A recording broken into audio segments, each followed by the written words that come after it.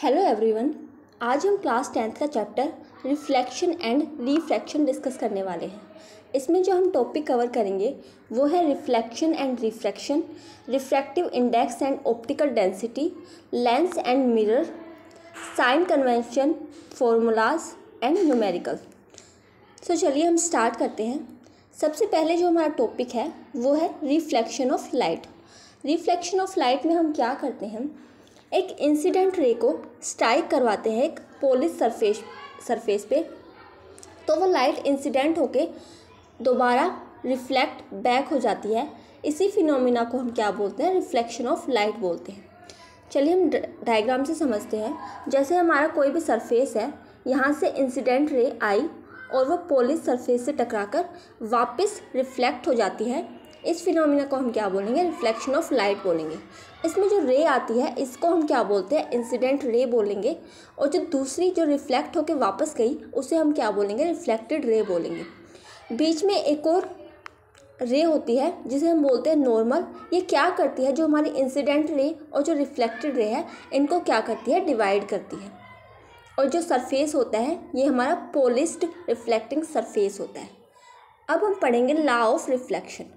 इसके दो लॉ पढ़ेंगे हम। फर्स्ट लॉ है angle of incidence is equal to the angle of reflection. जो हमारा इंसिडेंट रे ने जो एंगल बनाया वो किसके इक्वल होगा, जो रिफ्लेक्टेड रे ने जो एंगल बनाया है उसके क्या होता है, इक्वल होता है। यही क्या है, लॉ है, first law of reflection. Second law क्या बताता है, जो हमारी इंसिडेंट रे है और जो रिफ्लेक्टेड रे है और जो नॉर्मल रे है ये सारी क्या करेंगी, सेम प्लेन में लाई करेंगी। ये हमारा क्या है, सेकंड लॉ ऑफ रिफ्लेक्शन है। तो फर्स्ट लॉ क्या है, एंगल ऑफ इंसिडेंस किसके इक्वल होगा, एंगल ऑफ रिफ्लेक्शन के। और जो इंसिडेंट रे है, रिफ्लेक्टेड रे है और जो नॉर्मल रे है वो सारी क्या होंगी, एक प्लेन में लाई करेंगी। सो ये हमारे क्या है, रिफ्लेक्शन ऑफ लाइट के लॉ हैं। सेकंड है टाइप्स ऑफ रिफ्लेक्शन। दो टाइप के रिफ्लेक्शन होते हैं। फर्स्ट है रेगुलर रिफ्लेक्शन और सेकंड है इर्रेगुलर रिफ्लेक्शन।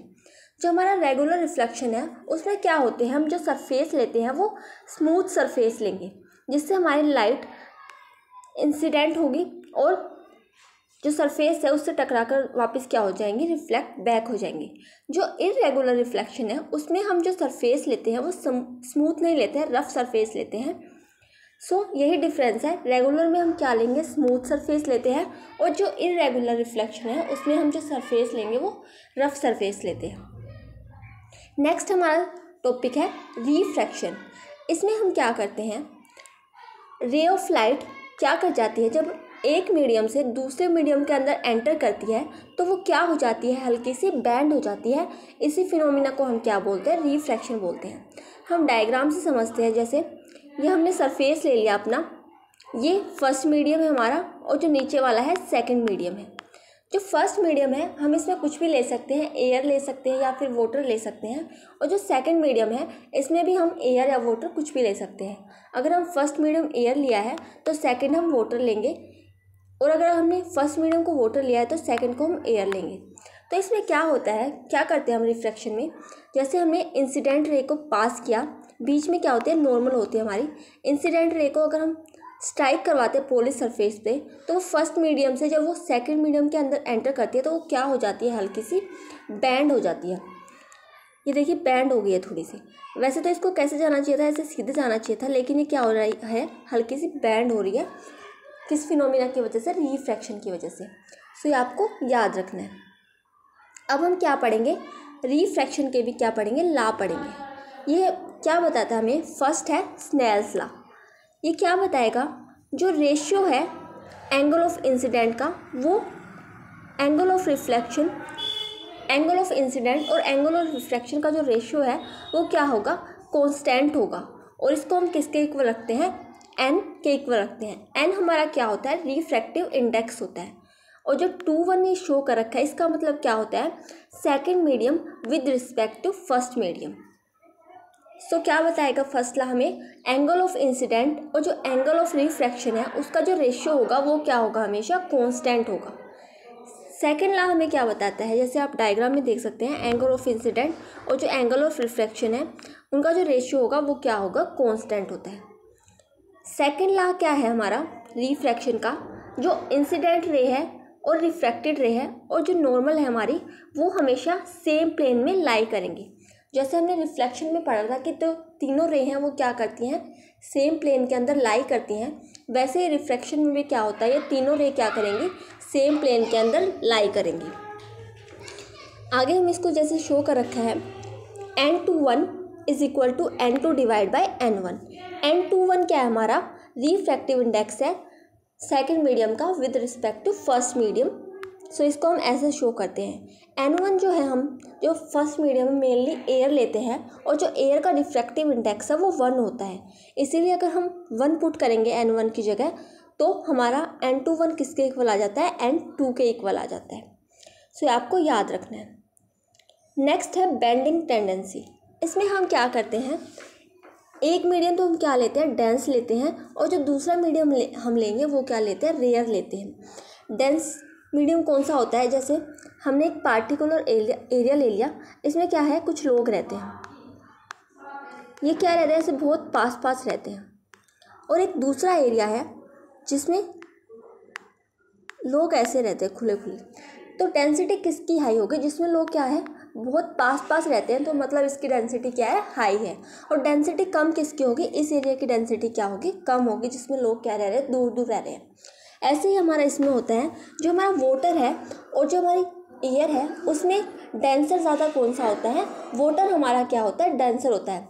जैसे हम एक बकेट में पानी ले लेते हैं, या आप घर पे करके देख सकते हैं, अगर हम एक बकेट में पानी लेते हैं, उसमें हम अपने हाथ को घुमाएंगे तो हमारा हाथ घुमाना, उसमें पानी में घुमाना मुश्किल होगा, किसके कंपैरिजन में, एयर के कंपैरिजन में। अगर आप एयर में अपने हाथ को हिलाओगे तो आप इजीली अपने हाथ को स्पीडली मूव कर सकते हैं, लेकिन पानी के अंदर आप इतनी स्पीड से अपने हाथ को मूव नहीं कर सकते हैं। इसका रीज़न क्या है, क्योंकि जो वाटर है उसकी डेंसिटी क्या होती है, हाई होती है, और जो हमारी एयर है उसकी डेंसिटी क्या होती है, कम होती है। तो इससे हम समझेंगे हमने क्या ले लिया, एक डेंसर मीडियम ले लिया और दूसरा रेयर मीडियम ले लिया। अगर हम डेंसर मीडियम से रेयर मीडियम के अंदर अपनी जो लाइट है उसको पास करवा रहे हैं, जैसे हमने इंसिडेंट रे ली और उसको हमने सेकंड मीडियम में पास किया, जो हमने फर्स्ट मीडियम लिया है वो क्या लिया, डेंसर मीडियम लिया है, और जो सेकंड है वो हम रेयर मीडियम ले रहे हैं। तो हमारी जो लाइट है इसमें हम क्या पढ़ते हैं, लाइट हमारी नॉर्मल की तरफ मूव करेगी या नॉर्मल से दूर मूव करेगी। तो अगर हम डेंसर मीडियम ले रहे हैं फर्स्ट मीडियम और उससे लाइट को रेयर मीडियम के अंदर ट्रांसफ़र कर रहे हैं, तो हमारी जो लाइट है वो टुवार्ड नॉर्मल मूव करेगी। वैसे तो इसको इस तरफ जाना चाहिए था, लेकिन ये किस तरफ मूव कर जाएगी, नॉर्मल है जो हमारा बीच में नॉर्मल है उसकी तरफ क्या कर जाती है, बैंड कर जाती है। और इसका रीज़न क्या है, डेंसर से रेयर के अंदर हम क्या कर रहे हैं, लाइट को पास कर रहे हैं। लेकिन अगर हम क्या करते हैं, हमने रेयर मीडियम ले लिया और दूसरा मीडियम हमने लिया है डेंसर मीडियम, अगर हम रेयर से डेंसर की तरफ क्या करें, लाइट को पास कर रहे हैं, तो ये बीच में क्या होती है, हमारी नॉर्मल होती है। अगर हम रेयर से डेंसर की तरफ लाइट को पास करेंगे तो वो क्या करेगी, अवे फ्रॉम नॉर्मल मूव करती है। वैसे तो इसको ऐसे जाना चाहिए था, लेकिन ये क्या करेगी, दूर मूव करेगी नॉर्मल से। सो आपको टॉपिक याद रखना है। अब जो हमने रिफ्रैक्टिव इंडेक्स पढ़ा था वो क्या बताता है हमें, ratio of velocity of light in vacuum to the velocity in a specific medium. Refractive index हमें क्या बताता है, किसका ratio, velocity of light in vacuum और ratio velocity of light in specific medium. ये है रिफ्रैक्टिव इंडेक्स की definition. इसको हम n से डिनोट करते हैं। सो इसका फॉर्मूला क्या बन जाएगा, c divide by v। c क्या है, speed of light in vacuum, और v क्या है, speed of light in specific medium. So इससे sine i divide by sine r, incident ray divide by refracted ray is equal to n21। ये n21 मैंने आपको पहले बता दिया क्या होता है। n को हम रिफ्रैक्टिव इंडेक्स के लिए डिनोट करते हैं, और 21 क्या है, second medium with respect to first. आगे रिफ्रैक्टिव इंडेक्स की क्या है, टाइप है। फर्स्ट टाइप क्या है, एब्सोल्यूट रिफ्रैक्टिव इंडेक्स, और सेकंड क्या है, relative refractive index. Absolute refractive index क्या होता है किसी भी मीडियम का अगर हम रिफ्रैक्टिव इंडेक्स लेते हैं उसे हम क्या बोलते हैं, एब्सोल्यूट रिफ्रैक्टिव इंडेक्स लेते हैं। अगर हम किसी भी मीडियम के क्या ले रहे हैं, रिफ्रैक्टिव इंडेक्स, जैसे हमने वाटर का रिफ्रैक्टिव इंडेक्स चेक कर रहे हैं हम, या फिर एयर का रिफ्रैक्टिव इंडेक्स चेक कर रहे हैं, तो वो क्या है, absolute refractive index. Relative refractive index में हम क्या करते हैं, कंपैरिजन करते हैं किन्हीं भी दो मीडियम का। जैसे एयर का कंपैरिजन हम वाटर के साथ कर रहे हैं, तो इसमें हमने क्या ले लिया, दो मीडियम ले लिए और उनका जो रिफ्रैक्टिव इंडेक्स है उसका रिलेशन को क्या कर रहे हैं, हम कंपेयर कर रहे हैं, उसी को हम क्या बोलते हैं, रिलेटिव रिफ्रैक्टिव इंडेक्स बोलते हैं। इसका फॉर्मूला क्या होता है, C1 divide by C2 is equal to N21। इसको हम साइन I या साइन R से भी डिनोट कर सकते हैं। सो आप इनमें से कोई भी याद कर सकते हो, जैसे हमने पीछे पढ़े। अब हम पढ़ेंगे मिरर एंड लेंस के बारे में। जो मिरर होते हैं हमारे, वो तीन टाइप के होते हैं, प्लेन मिरर, कन्वेक्स मिरर और कनकेव मिरर। जो हमारा प्लेन मिरर होता है वो इस टाइप का हम शो करते हैं, और जो कन्वेक्स मिरर होता है उसमें हम ऐसे, जो कनकेव मिरर होता है उसको हम ऐसे शो करेंगे, उसमें जो पॉलिशिंग है वो हम बाहर की तरफ दिखाते हैं। जो हमारा कन्वेक्स मिरर है उसमें हम क्या करते हैं, अंदर की तरफ क्या करते हैं, पॉलिशिंग को शो करते हैं। दूसरे हमारे होते हैं लेंस। लेंस हमारे दो टाइप के पढ़ते हैं हम, कनकेव लेंस और दूसरा कन्वेक्स लेंस। जो कनकेव लेंस है वो हम इस तरह से शो करते हैं, ये दो कनकेव मिरर से मिलके बना होता है। जैसे हमने दो कनकेव मिरर को आपस में जोड़ दिया तो क्या बन जाएगा हमारा, ऐसे तो कन्वेक्स लेंस बन जाएगा। ऐसे अगर हम दो कनकेव मिरर को जोड़ते हैं तो हमारा क्या बन जाता है, कनकेव लेंस बन जाता है। सो हम पढ़ेंगे कन्वर्जिंग एक्शन। जो कनकेव मिरर है उसका हम दूसरा नाम क्या होता है, कन्वर्जिंग एक्शन भी बोलते हैं, क्योंकि क्या करता है, सारी जो लाइट है उनको बीच में क्या करवा देता है, कन्वर्ज करवा देता है फोकस के ऊपर, तो इसको हम कन्वर्जिंग एक्शन भी बोलते हैं। और जो कन्वेक्स मिरर है उसको हम क्या बोलते हैं, डाइवर्जिंग एक्शन भी बोलते हैं, क्योंकि वो क्या कर देता है, लाइट को डाइवर्ज करवा देता है। लेकिन जो हमारा कन्वेक्स लेंस और कनकेव लेंस है उनका क्या है, उल्टा है। कन्वेक्स लेंस को हम क्या बोलते हैं, कन्वर्जिंग एक्शन, और जो हमारा कनकेव लेंस है वो क्या शो करता है, डाइवर्जिंग एक्शन शो करता है। अब हमें कुछ इंपॉर्टेंट टर्म्स पढ़ने हैं जिसके वजह से हम क्या पढ़ेंगे, मिरर और लेंस के बारे में पढ़ेंगे। जैसे हमने मिरर ले लिया, हमने कनकेव या कन्वेक्स कोई भी ले सकते हो आप। इसमें हम क्या करते हैं, एक बीच से लाइन पास करते हैं जिसको हम क्या बोलते हैं, प्रिंसिपल एक्सिस बोलते हैं। ये जो हमारा पॉइंट होता है इसको हम क्या बोलते हैं, पोल बोलते हैं, और इसको हम P से डिनोट करते हैं। जैसे हम अपने ऑब्जेक्ट को, कोई हमारा ऑब्जेक्ट आ रहा है इन्फिनिटी से, अगर हम उसकी रिफ्लेक्ट करवाते हैं कनकेव मिरर के ऊपर, तो वो रिफ्लेक्ट होके एक पॉइंट से जाएगा, वो किसी भी पॉइंट से जा सकता है। तो जिस पॉइंट से अगर वो इन्फिनिटी से आ रहा है तो जो उसकी पोजीशन होगी वो कहाँ होगी, फोकस पे होगी, और इसको हम F से डिनोट करते हैं। सो ये F पॉइंट क्या हमारा फोकस को शो करता है। फोकस से इक्वल डिस्टेंस में एक C होता है जिसे हम क्या बोलते हैं, सेंटर ऑफ कर्वेचर बोलते हैं। तो ये आपको याद रखनी है। और जो हमारा C से लेकर जो पोल तक की जो डिस्टेंस होती है उसे हम क्या बोलते हैं, R बोलते हैं, रेडियस ऑफ कर्वेचर बोलते हैं। सो ये आपको टर्म्स याद रखनी है। अब इन्हीं के बेसिस पे हम आगे पढ़ेंगे कि जो हमारी इमेज है वो कैसे बनती है। सबसे पहले हम पढ़ेंगे कनकेव मिरर के बारे में। चलिए हम स्टार्ट करते हैं। पहले हमें कुछ लॉ पढ़ने होंगे, कनकेव मिरर पढ़ने से पहले हमें इसमें कुछ लॉ पढ़ने होते हैं, हम वो डिस्कस करेंगे। फर्स्ट लॉ क्या है, a ray of light which is parallel to the principal axis. एक रे ऑफ लाइट है जो किसके पैरेलल है, जो हमारी प्रिंसिपल एक्सिस है इसके क्या है, पैरेलल है। जब वो क्या करेगी, कनकेव मिरर से क्या करेगी, टकराएगी, तो जब वो टकरा के दोबारा रिफ्लेक्ट होगी तो वो कहाँ से एंटर करेगी, फोकस से क्या करेगी, पास करेगी। तो ये आपको याद रखना है कि जब अभी हमारी लाइट पैरेलल होगी प्रिंसिपल एक्सिस के और वो कनकेव मिरर पे जाके इंसिडेंट होगी तो रिफ्लेक्ट कहाँ से होगी, जो हमारा फोकस है वहाँ से रिफ्लेक्ट होगी। जो सेकंड लॉ है वो क्या बताता है, जब भी हमारी रे ऑफ लाइट फोकस से पास करेगी तो वो क्या होगी, बाद में रिफ्लेक्ट होकर पैरेलल हो जाएगी प्रिंसिपल एक्सिस के। मतलब वाइस वर्सा है, अगर वो पैरेलल आती है प्रिंसिपल एक्सिस के, तो किस में से पास होगी, फोकस में से। अगर वो फोकस में से पास होती है तो क्या होगी, पैरेलल जाएगी प्रिंसिपल एक्सिस के। तो ये आपको याद रखनी है। थर्ड ला क्या है, a ray of light which is incident at the pole of a concave mirror. अगर हमारी रे ऑफ लाइट पोल के ऊपर क्या हो रही है, इंसिडेंट हो रही है, तो वो रिफ्लेक्ट होकर क्या आ जाएगी, सेम एंगल से वापस चली जाएगी। तो इसमें क्या होगा, अगर हमारी रे ऑफ लाइट इंसिडेंट होगी पोल पे, pole of a concave mirror, तो वो रिफ्लेक्ट बैक हो जाएगी सेम एंगल के साथ with the principal axis. Fourth law हमारा क्या बताता है, अगर हमारी जो रे ऑफ लाइट है वो सेंटर ऑफ कर्वेचर से पास हो रही है तो वो क्या होगी, दोबारा रिफ्लेक्ट बैक हो जाएगी। अगर वो यहाँ से सेंटर ऑफ कर्वेचर से एंटर करिए तो दोबारा इसी डायरेक्शन में वापस चली जाएगी। तो ये हमने क्या पढ़ लिया, ला पढ़ लिए। अब हम क्या पढ़ेंगे, केस पढ़ेंगे कुछ, कि हमारी जो मिरर है, जो इमेज है वो कैसे बनती है। अगर हमारा ऑब्जेक्ट है वो इन्फिनिटी पे रखा है, जैसे ये हमारा ऑब्जेक्ट इन्फिनिटी के ऊपर रखा है, तो वो क्या होगा, हमारा जो कनकेव मिरर है उस पर इंसिडेंट होगा, तो बाद में जो हमारी इमेज की पोजीशन है वो कहाँ पे बनेगी, फोकस पे बनेगी। और जो हमारा इमेज का नेचर होगा वो कैसा होगा, रियल होगा, इन्वर्टेड होगा और हाईली डिमिनिश्ड होगा। मतलब जो हमारी इमेज बनेगी वो कैसी बनेगी, रियल होगी, इन्वर्टेड दिखेगी हमें और बहुत छोटी दिखाई देती है कनकेव मिरर में। लेकिन जो हम घर पे यूज़ करते हैं वो प्लेन मिरर होता है, उसमें क्या होती है, जितने हमारा साइज़ होता है हमें मिरर में भी उतना ही साइज़ नज़र आता है। लेकिन जो कनकेव मिरर है उसमें हमारा साइज़ क्या होता है, छोटा नज़र आता है, हमें बहुत ज़्यादा छोटा नज़र आता है अगर हम ऑब्जेक्ट को इन्फिनिटी पे रखते हैं। सेकंड केस क्या है,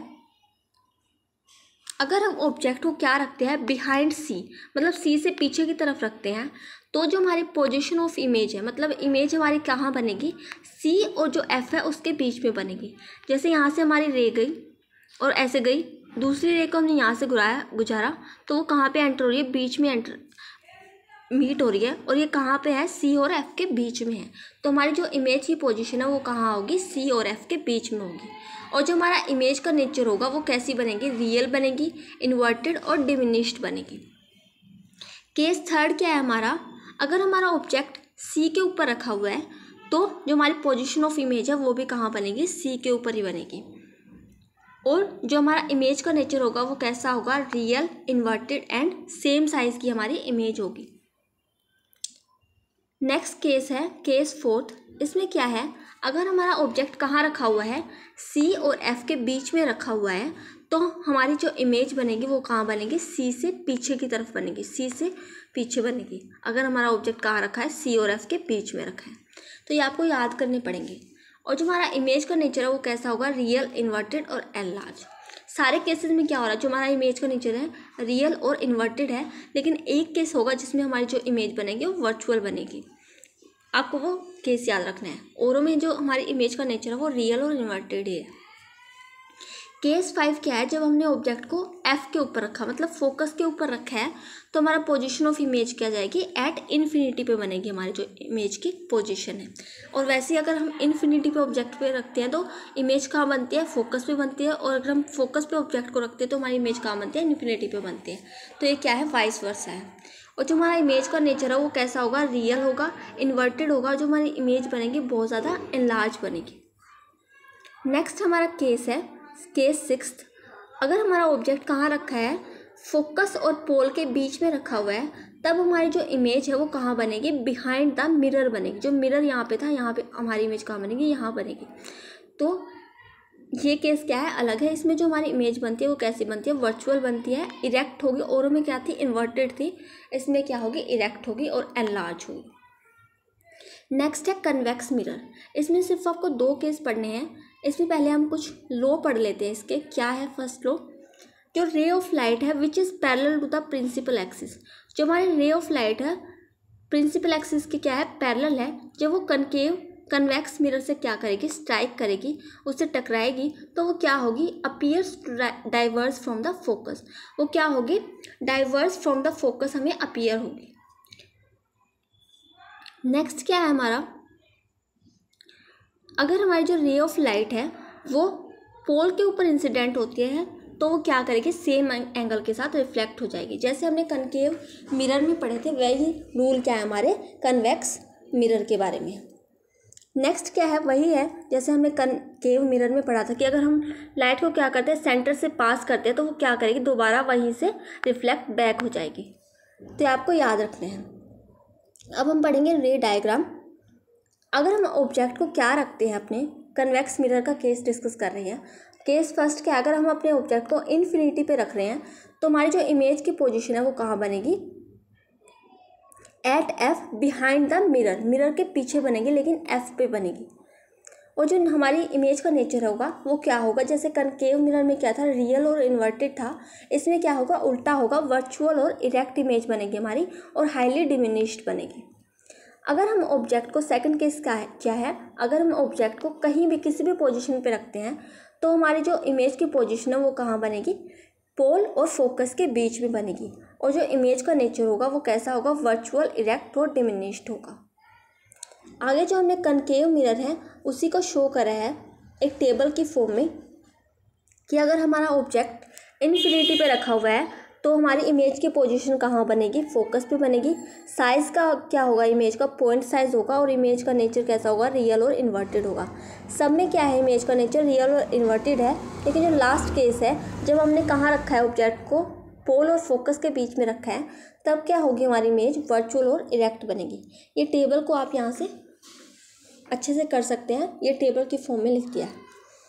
अब नेक्स्ट हमारा जो मिरर है वो है प्लेन मिरर। अगर हमारी इमेज प्लेन मिरर से बनती है तो उसमें कौन कौन सी कैरेक्टरिस्टिक्स होंगी।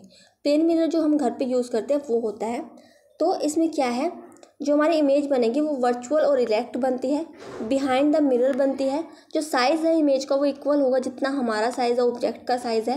लेटरली इन्वर्टेड इमेज होती है, मतलब क्या होती है, जो हमारी इमेज बनती है वो मिरर के पीछे बनती है, तो इसलिए क्या होती है, लेटरली इन्वर्टेड इमेज होती है। जो डिस्टेंस होता है इमेज का behind the mirror is same as the distance of object. जितना दूर हम मिरर से खड़े होंगे हमारी जो मिरर के अंदर इमेज बनेगी वो भी उतना ही डिस्टेंस पे बनेगी। तो ये आपको याद रखनी है। जो कनकेव मिरर का यूज़ है वो आप कहाँ करते हैं, जो हमारी शेविंग किट है उसके अंदर जो मिरर होता है वो कौन सा होता है, कनकेव मिरर होता है। और जो डेंटिस्ट होते हैं वो भी किस मिरर का यूज़ करते हैं, कनकेव मिरर का यूज़ करते हैं। और जो हमारा कन्वेक्स मिरर है उसका यूज़ हम कहाँ करते हैं, जो हमारी गाड़ी के साइड मिरर होते हैं उसमें कौन सा मिरर लगा होता है, कन्वेक्स मिरर लगा होता है। तो ये आपको याद रखने हैं। कल हम लेंस के बारे में पढ़ेंगे, आज हम इतना ही डिस्कस करने वाले हैं। अगर आपको कोई भी डाउट हो तो आप कमेंट सेक्शन में पूछ सकते हैं। और अगर आपको मेरी वीडियो पसंद आई हो तो please like, share and subscribe my channel. Thank you.